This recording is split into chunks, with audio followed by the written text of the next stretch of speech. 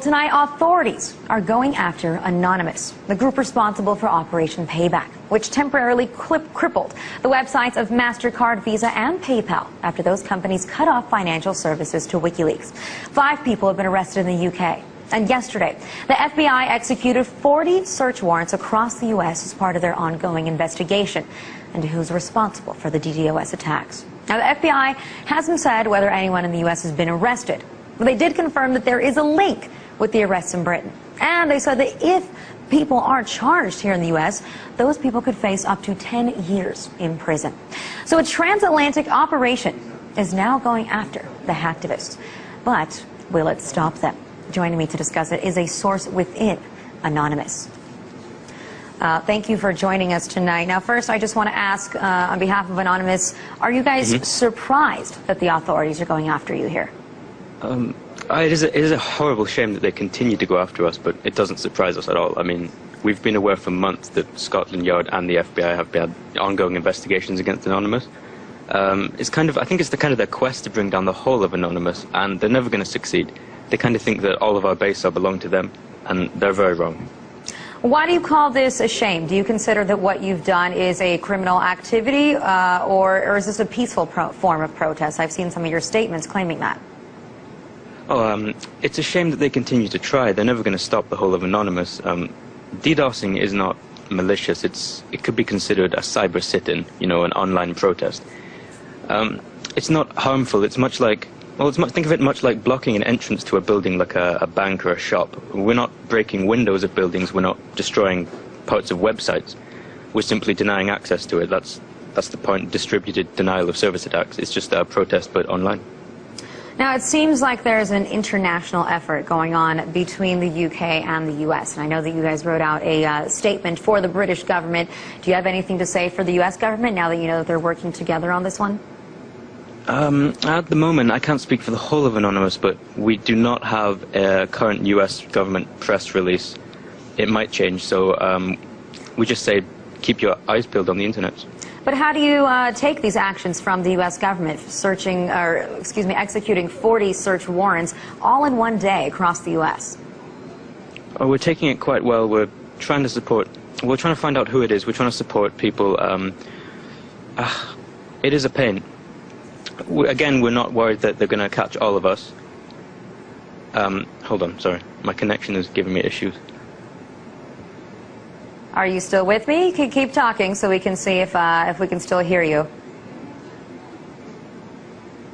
I think that we may have lost our Anonymous representative. Please tell me if you're still with us and your connection is better.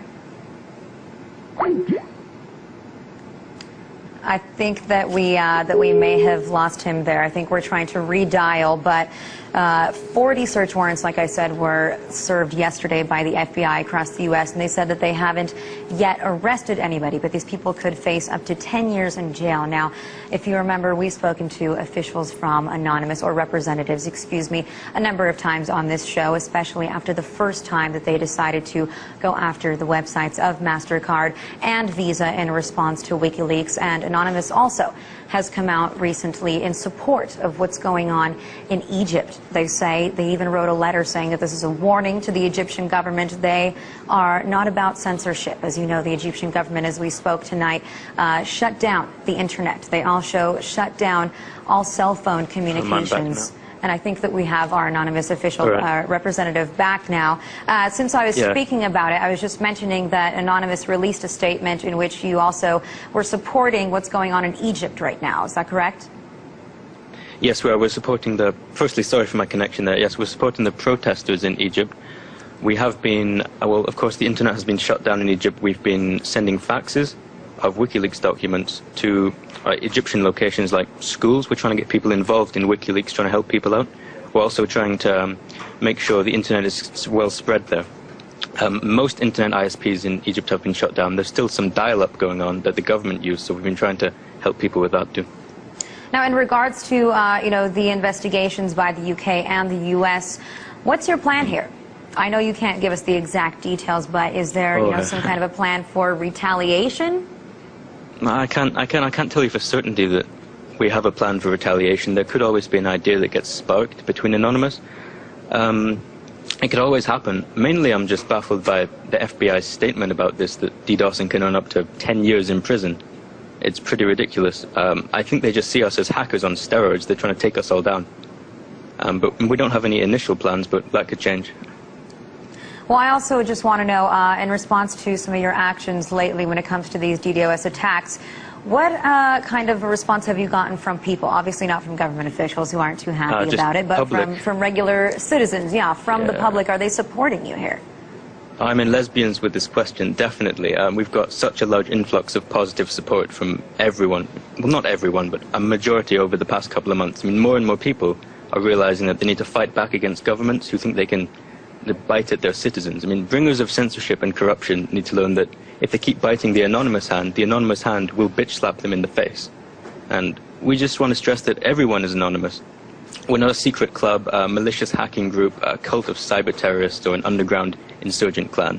I mean, we're not contained within one IRC network, one image board, or one human generation. I mean, we're everyone and we are no one. We're the producers of your show, we're the people at home watching it, on YouTube or other televisions.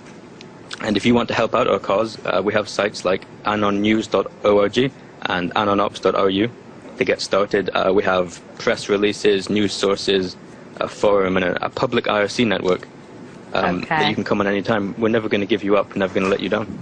I think that some of our producers here on the Alona Show might counter that statement, but thank you very much for joining us.